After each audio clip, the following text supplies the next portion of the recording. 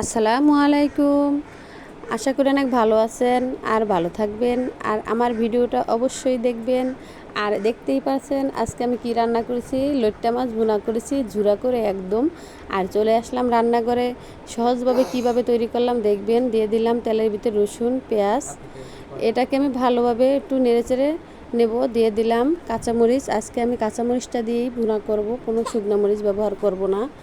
আর দিয়ে দিলাম আদা রসুনের পেস্ট, এটা দিয়ে একটু হালকা একটু পানি দিয়ে দিলাম।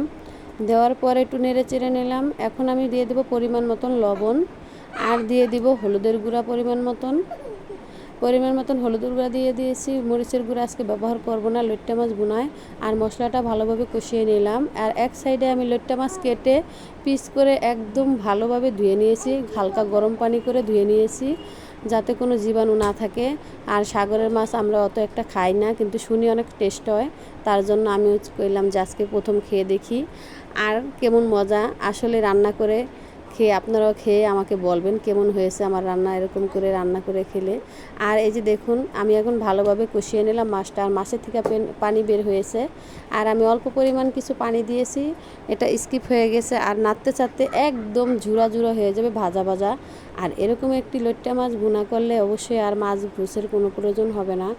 এই লইট্টা মাছ ভুনা দিয়ে আপনি আশা করি 2 প্লেট ভাত খেতে পারবেন। আর এই যে দেখুন আমি বিলাতি ধনিয়াপাতা, এটা আমার বাগানের, এটা আমি কেটে ধুয়ে পরিষ্কার করে রেখে দিয়েছি। এটাকে দিয়ে আমি ভালোভাবে একটু নেড়ে চেড়ে মিক্স করে নামিয়ে নিব। তৈরি হয়ে গেল আমার লইট্টা মাছ ভুনা। আশা করি অনেক ভালো হয়েছে। আর ভালো হলে অবশ্যই আমার চ্যানেলটাকে লাইক করবেন, কমেন্ট করবেন, শেয়ার করবেন। ভালো থাকবেন, আল্লাহ হাফেজ।